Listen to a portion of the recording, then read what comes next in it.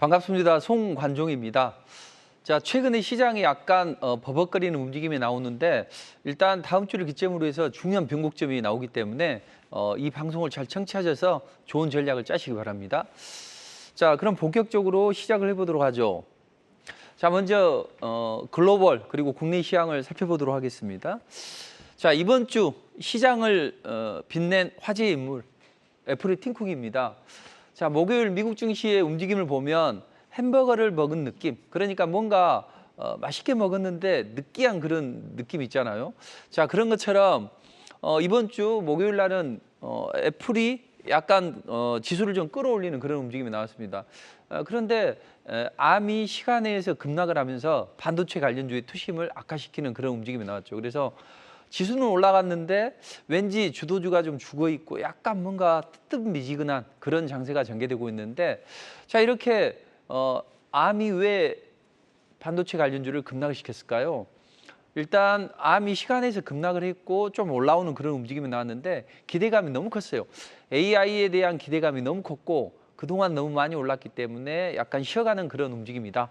그런데 시장의 중심축이었던 AI만 조정을 받으면 괜찮은데 맥도날드나 또는 스타벅스, 약간 이런 소비재 기업들이 줄줄이 예상보다 못한 실적을 내놓고 또 실적 가이던스도 생각보다는 안 좋게 내놨단 말이죠. 자, 미국인들이 얼마 전에 너무 비싸니까 안 사 먹겠다 이런 이야기가 나오고 있는데, 자, 이렇게 미국은 AI 붐이 약간 꺼지는 그런 분위기고 또 소비재 관련주들도 약간 실적 가이던스가 좋지 않으면서 성장이 둔화되는 거 아니냐 이런 우려감이 제기가 되고 있습니다. 자, 다만 미국의 기업들은 실적이 좋아요. S&P 500 기준으로 보면 1분기 때 86%의 기업들이 한 이전보다는 4% 이상의 실적 이익을 좀 더 높게 가져가는 그런 흐름이 나오고 있습니다. 자, 그런데 시장은 그럼에도 불구하고 왜 강한 랠리가 나오지 않는 걸까요? 일단 월가에서는 너무 기업의 추정치를 좀 강하게 잡았던 거죠. 월가에서는 기업 성장률이 적어도 이 정도면 10% 되지 않겠냐. AI 붐이 일어나고 되고 데이터 센터에 많이 투자를 하게 되면 기업들이 실적이 좋아지겠지 않겠냐. 그래서 10% 정도는 이익 성장세가 나올 것이다. 이런 공감대가 이제 형성이 됐죠, 월가에서는. 근데 그런 공감대를 너무 반영을 시키다 보니 주가는 너무 많이 올랐다는 거죠. 그래서 선반영이 됐다. 이렇게 보시면 될 것 같습니다. 자, 그렇다면 최근에 경기 지표가 둔화되고 있지만 그렇지만 그럼에도 불구하고 소비재 기업들, 물류 기업들이 상당히 가이던스를 좀 좋지 않게 내놓고 있는데, 자, 이런 흐름 속에서 뭐 지금 물가 지표도 완전히 잡힌 거 아니잖아요. 그래서 PC 기준으로 해서 한 2.8% 정도의 근원 PC가 나오고 있는데 이런 것들이 연준의 금리 인하에 걸림돌이 되고 있다. 이렇게 보시면 돼요. 물론 이제 지난주에 이어서 이번 주에도 고용 지표가 좋지 않게 나왔단 말이죠. 지난주에 보면 비농업 부분 취업자 수가 뭐 30만 건 이상 늘었을 것이다 했는데 17만 건으로 줄어들었죠. 여기에다 지금 주간 실업수당 청구 건수가 2만 2천 건 정도 감소를 했단 말이에요. 9개월 만에 지금 최고치를 기록하고 있습니다.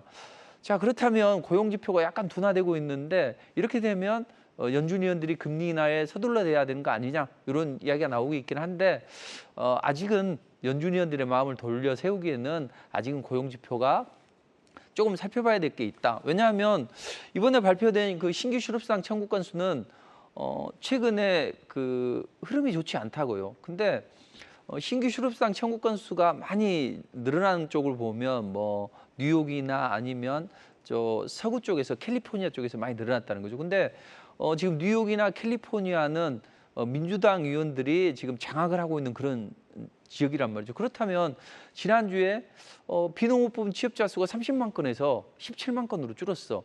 그런데 그때 정부에서 많이 채용을 안 했기 때문에 비농업 부분 취업자 수가 줄어들었다. 그리고 이번에 실업수당 청구 건수를 많이 하는 그런 지역이 보면 뉴욕이나 캘리포니아 같은 민주당의 텃밭이었다. 그래서 트럼프가 하는 이야기가 그죠. 자, 봐라. 민주당이 또 다시 바이든 재선시키기 위해서 이런 뭔가 흐름을 가져가는 거 아니냐 이런 이제 프레임을 씌우고 있는데, 자, 이렇듯이 지금 미국 시장은 뭔가 혼돈의 그런 상황이 됐습니다. 그래서 고용 지표가 좋아지긴 하지만 아직은 논란의 여지가 있고 지금 금리 인하가 뭐 쉽게 결정할 수 있는 건 아니죠. 어쨌든 제가 지난주에 좀 설명을 드렸죠.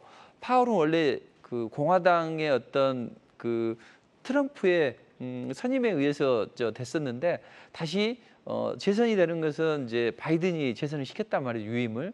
그렇다면 원래는 약간 보수적인 경향이 있는데 이번에는 약간 트럼프가 많이 집권을 하게 되면 그래 또 트럼프가 나를 자르려고 하는 거 아닐까 이런 우려감도 개인적으로 들 수 있겠죠. 그래서 이제 약간의 민주당 편에 서서 이제 어떤 정책적인 발언을 좀 하고 있다 이렇게 보시면 되고 다만 이제 연준 의원들은 민주당만 있는 게 아니라 크리스토퍼 월러나 이런 강경파들도 있고 또 최근에 이번 주에도 강경파들이 발언했었죠. 그래서 이런 흐름이 혼재되어 있기 때문에 어떤 고용 지표가 좋아진다고 해서 바로 뭐 금리를 인하할 수 있는 그런 상황이 아니다. 이렇게 보시면 되겠습니다.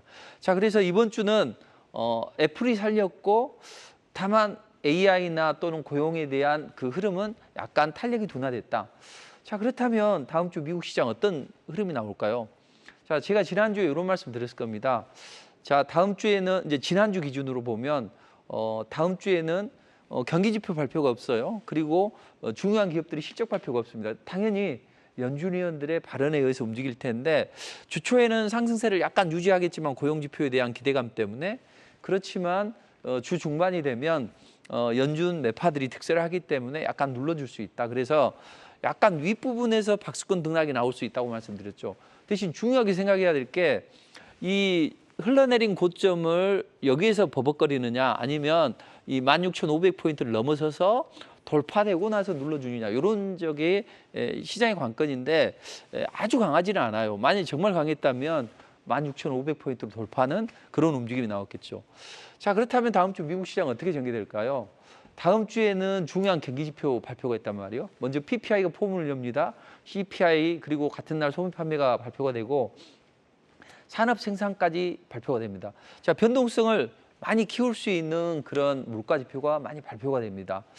자, 가장 중요한 건 CPI인데 CPI는 어떻게 나올까요? 근원 또 코어 CPI 전월 대비해서는 0.3% 그리고 또 전년 동기 대비로는 근원은 3.4 그리고 코어는 3.6 정도 증가했을 걸로 보입니다. 코어 CPI가 약간 둔화되지 않을까 이렇게 이제 예상을 하고 있는 거죠. 자, 그렇다면 다음 주에 이 둔화가 된다면 강하게 치고 올라갈 수 있을까? 조금 움직일 수 있어요. 여기에서 과연 이 CPI가 한 번 좋아진다고 해서 연준 위원들이 마음을 바꿀까요? 그러지는 않을 걸로 보여집니다. 그래서 7월 달에 바로 금리 인하는 좀 어려울 것 같고 다만 만약에 이번 달 CPI가 약간 둔화되는 흐름이고 또 다음 달에도 만약에 CPI가 둔화된다면 그때는 9월 달에 금리 인하도 기대해 볼 수 있다 이렇게 보시면 되겠습니다. 왜냐하면 최근에 미국의 가계 저축률이 역사적으로 낮은 그런 수준에 있단 말이죠. 자, 그럼 저축을 많이 썼을 거 아니에요. 근데 지금 이제 더 이상 쓴다면 나중에 코로나 같은 시대 또는 또 스태그플레이션이나 이런 게 왔을 때 대응할 수 없잖아요. 그래서 미국인들이 소비 지출을 좀 줄일 거란 이야기죠. 자, 그렇게 되면 인플레 지표도 통제가 될 수 있다. 그래서 점차적으로 개선이 되고 있는 그런 흐름이기 때문에 다음 주에는 일단은 이 CPI를 좀 봐야 되고 CPI가 좋아진다면 여기 전고점 돌파 시도도 하겠죠. 다만 여기서 바로 올라가는 건 아니고 다시 한번 또 주가가 재조정을 거쳐야 됩니다. 만약에 웰스파고에서는 인플레이션 데이터가 2%를 향해 가긴 한데 이게 시간이 좀 오래 걸릴 것이다 이런 이야기를 하고 있거든요. 만약에 우리는 CPI가 조금 둔화될 걸로 보여지는데 그렇다 하더라도 우리는 리스크 관리 차원에서는 만약에 웰스파고가 이야기하는 것처럼 약간 둔화된다면 시기가 좀 지연이 된다면 그때는 약간 61선까지 눌러줄 수 있다. 그래서 쉽게 예상치대로 나온다면 전고점을 돌파할 수 있는 흐름이고 그렇다 하더라도 기간 조정을 받아야 되는 것이고 만약에 시장이 예상하는 것보다 좀 매파적으로 나왔다. 그렇다면 61선까지 눌러줘야 된다. 다만 미증시는 대선이 있는 구간에서는 한 1분기 때 좀 강한 상승이 나왔잖아요. 자, 이런 흐름이 나오게 되면 5% 이상 상승이 나오게 되면 2분기 때 약간 눌러준다 하더라도 6월 달에 바닥을 치고 또 연말까지 쭉 상승하는 그런 움직임이 나온다는 이야기죠. 그래서 미국 시장은 한 고비를 넘겼다. 다음 주에 CPI를 기점으로 해서 단기 변화가 있겠지만 그 변화는 두려워할 필요가 없는 것이고, 다만 이제 최근에 그 AI 관련주들이 약간 탄력이 둔화되는데 이제 CPI가 좋아지고 하면 기력을 회복하겠죠. 그리고 나서 다시 움직일 수 있습니다. 그래서 다음 주에는 일단 전고점 돌파를 시도할 수 있지만 그러나 또 기간 조정을 소폭 좀 받아야만 본격 랠리가 가능하다. 이렇게 보시면 되겠습니다. 자, 그렇다면 이런 미국 시장의 움직임을 우리 시장은 어떻게 반영을 시켜서 움직일까요? 자, 이번 주 우리 시장을 판단하는 그 중요한 그 인물들, 이 한중일 정상회담들, 한중일 정상들의 흐름이 우리 시장을 좀 지배했다. 이렇게 보시면 됩니다. 왜냐하면 지금 다음 주에 미국이 중요한 부분에 대해서 관세를 부과하겠다고 지금 예고를 하고 있습니다. 여기에다 일본은 독도 문제 그리고 네이버 문제를 가지고 우리를 압박하고 있습니다. 자, 이렇게 한중일 삼국지는 복잡하게 꼬여 있다는 이야기죠.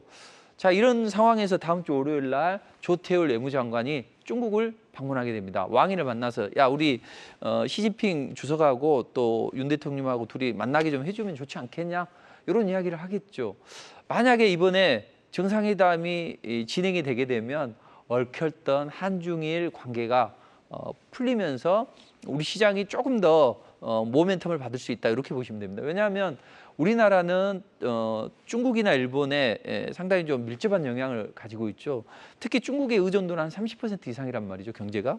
그래서 이런 부분이 개선이 되게 되면 이제 증시가 조금 더 탄력을 받을 수 있다. 이렇게 보시면 됩니다. 최근에 이제 수급 상황을 보면 이런 한중일 관계가 약간 꼬여 있고 아직은 정상회담이 확정되지 않았기 때문에 우리도 적극적으로 그 외국인들이 담기는 쉽지는 않죠. 특히 제가 지난주에 이런 말씀 드렸을 겁니다. 그 지난주였죠. 다음 주에는 달러가 한 방향으로 튈 겁니다. 대신 지금은 제가 지난번에는 달러가 강해진다고 했지만 이번에는 달러의 방향성을 결대로 치자 이런 말씀 드렸을 겁니다. 근데 달러가 약세를 구간이었어요. 그러다가 최근에 이번 주에는 이제 소폭 강해졌기 때문에 외국인들이 적극적으로 매수하기는 쉽지는 않겠죠. 그래서 외국인들의 적극성이 없었고 미 반도체 기업들이 약간 약세를 보였단 말이죠. 그래서 반도체 관련주들이 쉬어가는 움직임입니다. 근데 최근에 이제 삼성전자나 SK하이닉스 그리고 옐로칩들도 별로 움직이질 않는다는 이야기죠. 자, 그렇게 되면 코스피에서는 어떤 일이 벌어지게 되냐면 반도체가 안 가면 풍선 효과라고 하죠. 풍선을 누르게 되면 한쪽으로 부풀듯이 반도체가 안 가면 자동차나 금융주가 강세를 보인단 말이에요. 근데 자동차도 최근에 외국인 기관들이 약간 매도를 하고 있죠. 그러다 보니 역시 뭐 앞으로 이제 그 배당이나 이런 확대 정책을 펼치는 그런 금융주들을 사보는 게 좋겠다. 이런 이제 기대감 때문에 금융주가 강세를 보였어요. 그리고 이 금융주나 자동차 중에서 일부만 올라가게 되면 그때는 주로 이제 조선주나 아니면 해운주 이런 그 사이즈가 적은 쪽으로 상승이 나온단 말이죠. 자, 그래서 다음 주도 이런 움직임이 지속이 될 수 있다. 이렇게 보시면 될 것 같습니다. 자, 그럼 코스닥은 어떠냐 말이죠. 코스닥은 지금 2차 전지가 쉬어가는 국면입니다. 그리고 주도주가 없어요. 바이오가 치고 올라가야 되는데 바이오들은 잔뜩 웅크리고 있죠. 여기에다 반도체가 강하게 움직여야 되는데 일단 뭐 다음 주에 CPI도 있죠. 또 미 반도체 기업도 특히 AI 모멘텀이 약화됐죠. 그러다 보니 반도체 관련주들이 전반적으로 약세를 보였다는 이야기죠. 이게 이제 중요한 포인트가 되겠죠. 그래서 코스닥이 약간 좀 흘러내리는 그런 움직임이 나왔는데 이럴 때 이제 간혹 개임주들이 올라가요. 개임주들이 올라가는 건 실적 기대감이나 또는 신작에 대한 기대감이 있죠. 대신 시진핑 또 한국에 방문하는 그런 모멘텀도 반영이 됩니다. 보통 보면 이제 중국이 이제 한국하고 관계가 개선이 될 때 보면 뭐 여행객들을 한국에 뭐 단체 여행을 해준다 아니면 여러 가지 좀 여행에 대한 규제를 좀 완화하는 경향이 있고 그다음에 게임이나 이런 판호를 이제 좀 허가해주는 이런 흐름이 나옵니다. 그래서 게임주들이 좀 움직이는 그런 움직임이 나왔습니다. 자, 그런데 다음 주에는 주 초에는 이런 움직임이 나와질 것이고 대신 이제 다음 주는 아주 중요한 이벤트가 있다는 이야기죠. 다음 주에는 무조건 바이오가 강해야 됩니다. 어차피 2차 전지는 지수를 끌어올리는 그런 역할을 하실 수는 없어요. 그랬을 때 바이오가 치고 올라가야 되는데 다음 주에 이제 바이오주들이 중요한 이벤트가 있습니다. 먼저 HLB 5월 16일 날 가람치료제 FT 승인 마감 시한이죠. 이때 HLB가 강하게 치고 올라가지 못하면 안 되죠. 그래서 저는 지금 한 230%, 40% 올랐는데 약간 눌러주고는 있지만 10만 원, 9만 5천 원, 9만 원 이탈하면 3분의 1씩 차익실을 한다고 말씀드렸죠. 그리고 알테오젠도 지금 이제 MSCI 지수 편입에 대한 기대감이 있습니다. 화요일 날 결정이 나는데 아마 무난하게 편입이 될 걸로 보여집니다. 그럼 이제 5월 말부터 이제 거래가 되겠죠.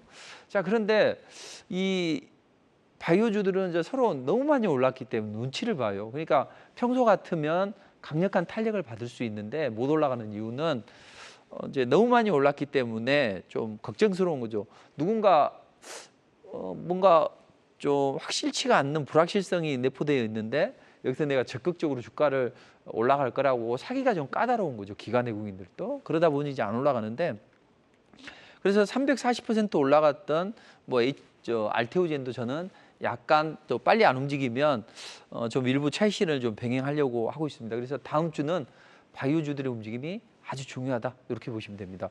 자, 그런데 지금 코스닥에는 지금 21선이 이렇게 돌아서는 상황인데 약간 여기에 음봉이 떨어져 있는 상황이란 말이죠. 여기서 이제 약간 눌러줘 버리면 20선에서 지지 라인이 회복이 되는 그런 구간인데 만약에 2차 전지, 반도체, 난망하죠. 여기서 바이오까지 안 움직인다면 그때는 이제 지수는 약간 좀 쉬어가는 그런 움직임이 나오겠죠.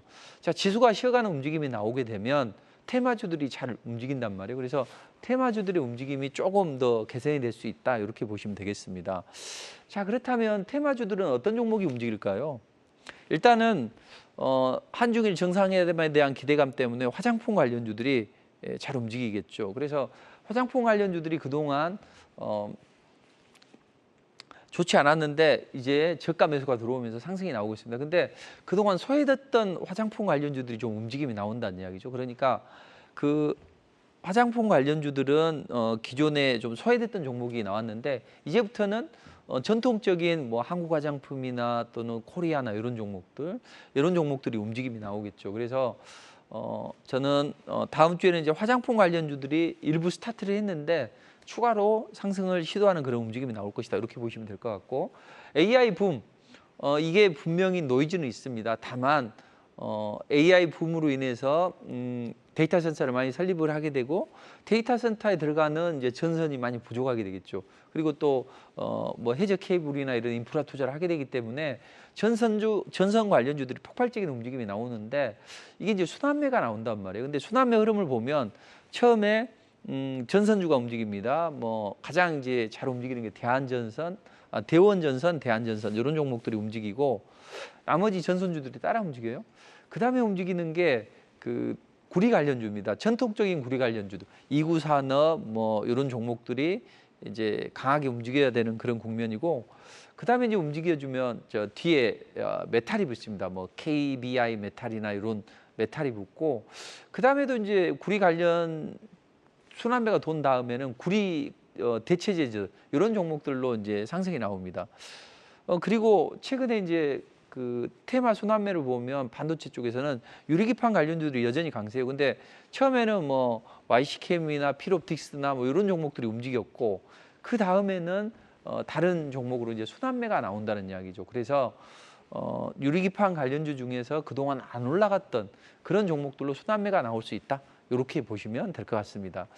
자, 그렇다면 다음 주에는 지수가 반드시 바이오가 움직여줘야 되고 만약에 바이오가 안 움직인다면 테마로 이제 순환매가 돌 수 있는데 화장품이나 또는 AI 붐과 관련해서 구리 관련주, 그다음 또 유리기판 관련주 이런 쪽으로 이제 순환매가 돌 걸로 이제 보여지는데 그 중에서 또 우리가 시장을 앞서 나가는 전략을 한다면 지난주에도 좀 말씀드렸어요. 우주항공 관련주들이 좀 올라갔는데 또 앞으로도 우주항공 관련주들이 움직일 수 있어요.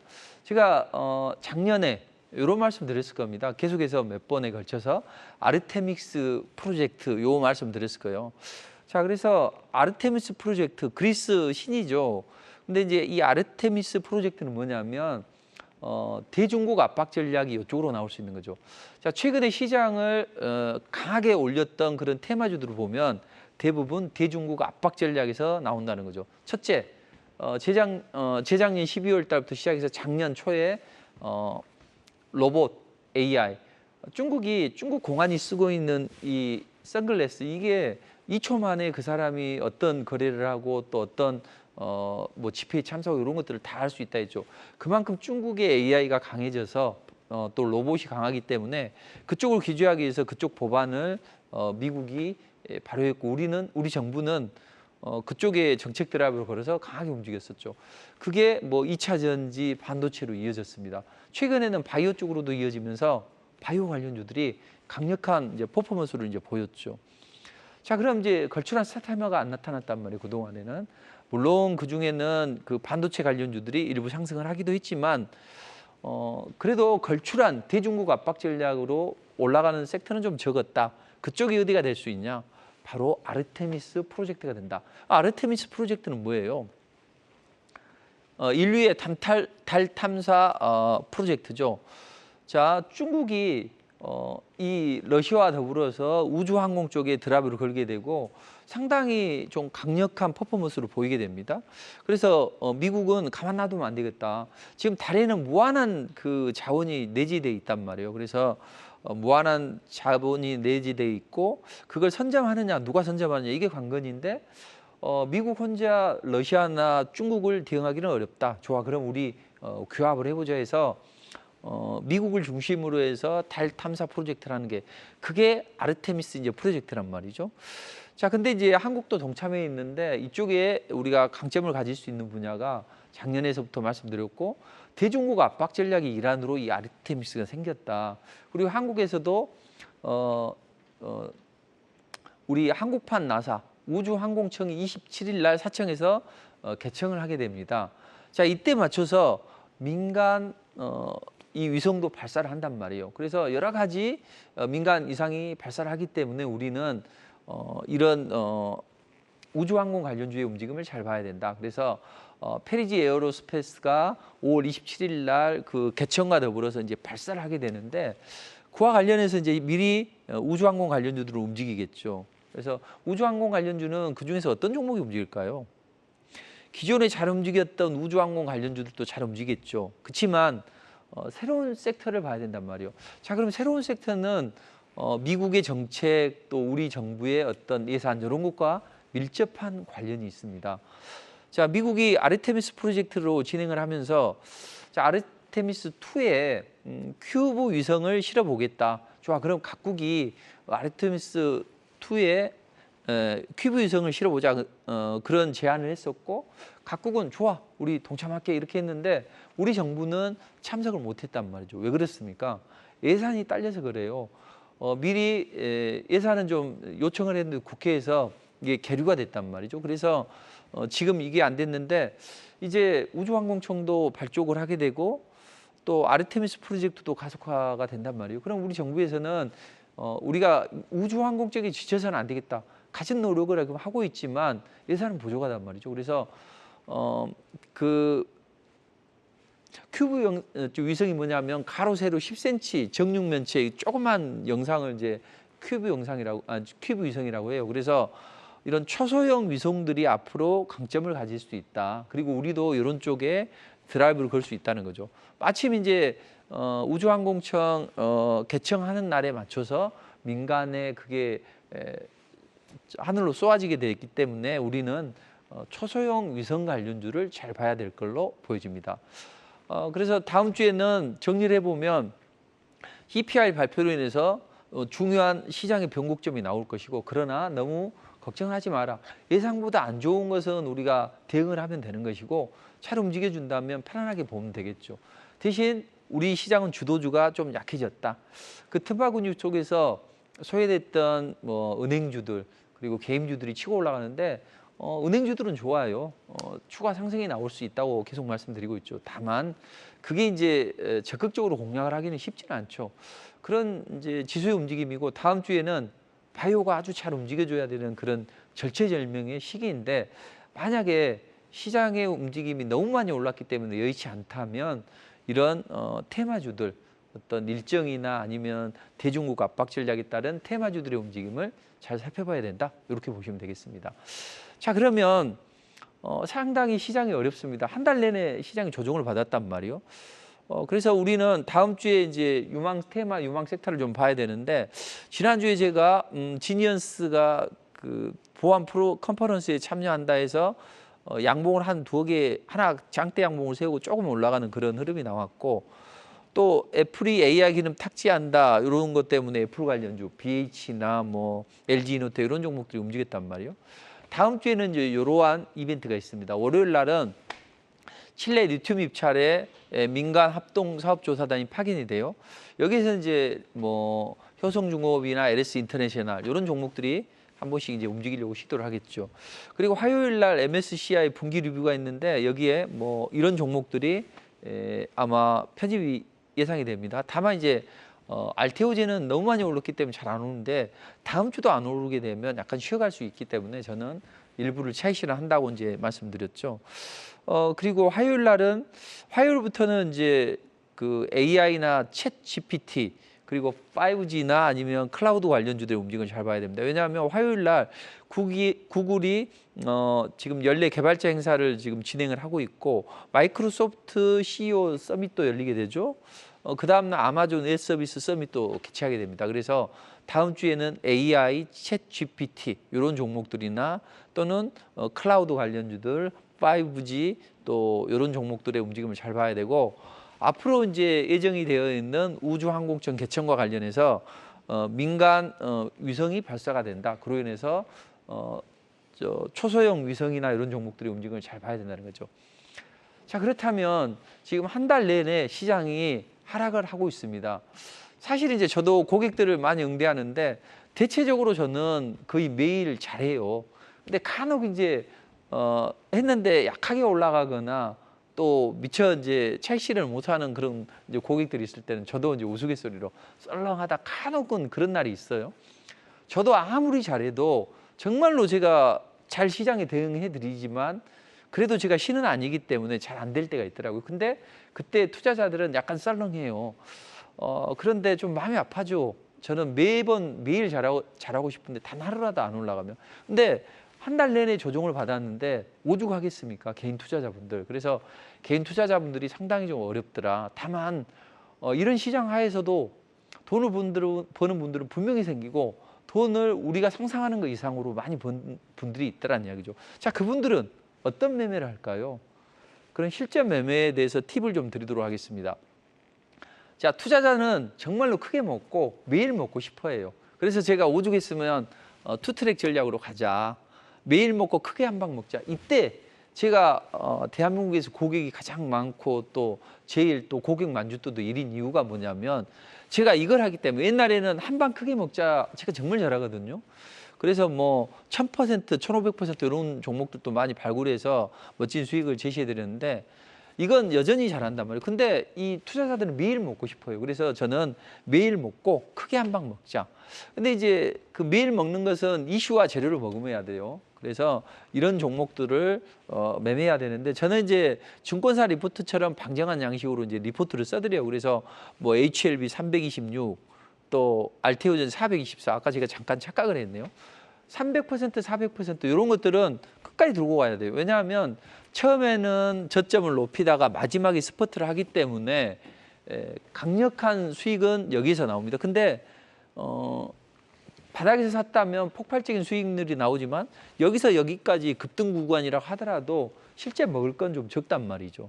그래서 이런 종목들은 바닥에서 사서 끌고 가고 이게 리포트인데 여기 안에는 뭐 미국 시장이나 우리 시장에 대한 전략 그리고 테마 섹터에 대한 전략도 있습니다. 그리고 이렇게 이제 종목들도 이게 이제 50주에서 오늘장 공략주에서 해드리는데 이런 바이오 스마트 같은 것들은 이제 앞으로 그 구리 가격이 상승하면서 대체제가 될 수 있기 때문에 이런 종목들은 또 다음 주에 또 한번 움직일 수 있다 저는 이렇게 보고 있는데 그래서 이제 오늘장 공략주 50주라고 해서 이제 3개를 이제 리포팅을 해드려요. 뭐 첫 번째 종목은 안정적인 거, 두 번째는 약간 수급이 붙어 있는 거, 세 번째는 강하게 움직이는 약간의 리스크가 있는 거. 근데 이제 간혹 한 종목을 더 드리는 때는 먼저 이제 그 종목이 올랐을 때 이런 흐름을 만드는데 지금 4월 달 이렇게 보면 항상 이제 시장이 그때 움직이는 이슈와 재료를 머금는 종목을 해드려요. 어떨 때는 원전 관련주로 했다가 어떨 때는 금 관련주도 하고 유가가 올라가게 되면 이 유가 관련주로 해서 상승 초기에서 주로 해드리죠. 이러다 보니 뭐 60% 이런 종목들도 많이 나오게 되고 그다음 뭐 구리가 올라간다 그러면 구리 가격 올라가면 이구 산업이나 또는 또 자율주행 관련주 테슬라 모멘텀 때문에 올라간다 그러면 그런 종목을 해야죠. 그리고 만약에 전선 관련주가 움직인다면 한 번 하고 두 번 하고 세 번 하고 계속 이런 모습을 보여야죠. 그래서 뭐 대원전선이나 이런 종목은 두 번씩 그리고 뭐 메탈 관련주들 이런 종목들 해드렸는데 대원전선은 최근에 해드릴 때는 이제 더블 이상 가볍게 며칠 만에 이런 흐름이 나왔는데 그래서 이슈와 재료를 머금은 종목을 하자. 되도록이면 상승 초기 종목을 하자. 그리고 폭발적으로 올라갈 수 있는 종목을 하자. 그래서 4월달 평균으로 보면 종목당 평균 수익률이 한 20% 나왔어요. 그래서 첫 번째 종목만 매일 한다고 가정을 해보면 18%. 그리고 세 번째 종목만 하게 된다면 24% 이렇게 나왔습니다. 우리가 1,000만 원만 투자를 해보면 얼마예요? 하루에 24% 올랐으면 여러분들이 상상을 해보시면 이런 이슈와 재료를 먹는 상승 초기 종목을 하면 됐다. 이번 주에는 지난주보다는 조금 더 폭발적이지는 적지만 하루에 두 종목씩 이렇게 VI가 발령이 되고 그런 종목들도 많단 말이에요. 그래서 이번 주에 해드리는 게 그 대체제 한선 엔지니어링 했는데 당일날 17% 올라갔습니다. 이건 이제 세 번째 종목인데 이렇게 장 초반에 매수를 해요. 그래서 폭발적으로 움직임이 나와요. 이렇게 되면 이제 차익 실현 문자를 보내드리는데 이게 차익 실현 문자 보내드린 게 여기는 없네요. 보통 이제 투자자들이 그런 푸념을 하더라고요. 내가 사면 꼭지, 내가 팔면 바닥. 그런데 저희는 대체적으로 보면 저희가 사면 바닥, 우리가 팔면 꼭지 이렇게 나오던데 이번 주에 그래서 한선 엔지니어링 그리고 같은 날 이제 태생해드리는데 두 종목이 다 이제 VI가 발동이 됐어요. 한 종목은 뭐 하락 출발해서 공략에서 제외하고. 이런 흐름도 있습니다. 그리고 이제 또 미래생명자원이나 이런 종목들 그리고 이제 보통 우리가 플러스권에서 매수를 하는데 항상 매수는 장 초반에서 해야 돼요. 9시 7분 이내에 매수해야 됩니다. 그래서 한국석유를 마이너스 구간에서 매수하시라. 그러면 한번 반등 나왔다가 장 후반에 슈팅이 나올 것이다 해서 이런 것들은 아침에 사서 좀 기다리면 장중에 슈팅이 나오는 거죠. 그래서 직장인들, 사업가분들에게 저는 추천드리고 싶은 게 뭐냐면 상승 초기에 있는 이슈와 재료를 머금은 종목을 공략을 하시는 게 좋다. 대신 이런 종목들이 올라가게 되면 폭발적인 움직임이 나오니까 또 매도 라인을 딱 아침에 이제 저는 넉넉히 정해드리거든요. 매도 라인을. 그리고 슈팅이 나오면 이제 문자로 지금 차익 실현하십시오 하는데 주로 이제 VI가 발동이 될 때 그럴 때 한 2분 정도의 시간이 있잖아요. 그래서 그때 이제 주로 보고 스마트폰 보고 매매해도 되는데 저는 모르겠어요. 시장이 안 좋아서 조금 움츠러든 투자자도 있겠지만 모두들 주식 투자를 해야 된다. 대신 좀 안정적이고 세게 올라갈 수 있는 종목을 하자. 약간 이제 이게 세 번째 종목으로 대원전선을 드렸어요. 두 번 리포팅을 해드렸는데 이날 저점에서 잡아요. 당일날 상한가 올라가요. 그럼 좀 홀딩해라. 이때 좀 일부 팔아요. 그리고 나머지 슈팅이 나와서 급등이 나오면 이제 다음 주에도 안 올라가면 다 팔아야죠. 왜냐하면 일부 차익 실현했다 하더라도 보유한 건 더블 시세 이상 나왔잖아요. 그러면 이게 고점에서 팔아주면 되죠. 여기 어떤 차익 실현 문자 보내드린 게 없는데 이런 종목들을 해야 된다는 거죠. 항상 대신 여기 정배열 초기에서 해야 됩니다. 제가 잊지 말자 625. 60선이 20선이 5선 위에서 매매를 해야 된다. 그래서 우리가 전후 세대가 625를 잊지 말자 이런 뜻 주식에도 통용이 된다. 그리고 KBI 메탈 같은 것도 바닥에서 한 50% 이상 올라오고 YC나 이런 것들은 이제 항상 바닥에서 사야 돼요. 그래서 리포트 종목도 첫 번째 종목은 이제 바닥에서 사드리는데 이렇게 YC처럼 235%, 또 YC캠처럼 한 100% 더블 최근에 해드린 건데, 그리고 이제 추세를 타고 올라가는 것은 몇 번 리포팅 해드렸는데 LS 에코에너지는 200% 지금 올라가고 있습니다. 실리콘트는 이제 제가 몇 번에 걸쳐서 리포팅을 해드렸는데 지금 벌써 725%, 또 지난번에 이제 여기는 그게 없는데 그 한미 반도체, 눈 감고 홀딩이라 옐로우 칩들은 이런 말씀드렸죠. 근데 이렇게 정말 좋은 것은 잘 올라가는 거 홀딩이라 이 말이죠. 근데 간혹 이제 거꾸로 하신 분도 계시던데, 그러니까 제가 신은 아니라서 정말 죄송하더라고요. 왜냐하면 100% 찍는 대로 올라가면 좋은데 그렇게까지는 안 나오는 것 같고, 그러나 10중 8구는 거의 올라가는 확률이 높은데, 저는 그래서 투자자들한테 그런 말씀 드리고 싶어요. 3S 투자를 하라. 가장 세이프티한 종목을 가장 스피디하게 움직일 수 있는 자리에서 또 가장 스트롱하게 움직이는 구간에서는 홀딩하자. 그러니까 바닥에서 사서 안 올라가면 좀 기다렸다가 차익 실현하고, 정말 못 간다 그러면 매도하지만 잘 올라가는 종목은 홀딩을 해서 시세의 끝자락까지 먹어줘야 된다. 왜냐하면 급등하는 건요 21선만 무너지지 않으면 된다. 그래서 제가 수많은 방법으로 고객을 만족시키기 위해서 노력을 했는데, 지금 현재의 방법이 가장 좋고, 현재의 방법이 가장 좋기 때문에 제가 4월 베스트도 됐고, 그다음 작년에 연간 베스트도 됐고, 또 작년에 연간 베스트 중에서도 고객 만족도를 1위를 기록했다는 것은, 고객도 가장 많은데 고객 만족도가 1위를 기록했다. 이건 제가 하는 방법이 가장 좋고 가장 고객들의 반응도 좋습니다. 물론 첫날을 100일을 그렇게 잘하냐면 그렇지는 않아요. 그렇지만 대체적으로 10중 8구는 이런 흐름이 좋기 때문에 지금 시장이 안 좋아서 많이 걱정하시는데, 시장 좋아집니다. 너무 걱정하지 마시고 이슈와 재료를 머금은 종목으로 매일 먹고 정말 세게 올라갈 수 있는 성장성이 담보가 되고 외국인 기관 들어오는 종목으로 300%, 400% 크게 한 방 먹는 전략을 권해드립니다. 근데 시간이 많이 없네요. 제가 종목들을 좀 다양하게 소개를 시켜드려야 되는데, 그래서 방송에서 못다한 이야기는 또 다시 한번 말씀드리도록 할 테니까 힘내시고 파이팅 하십시오.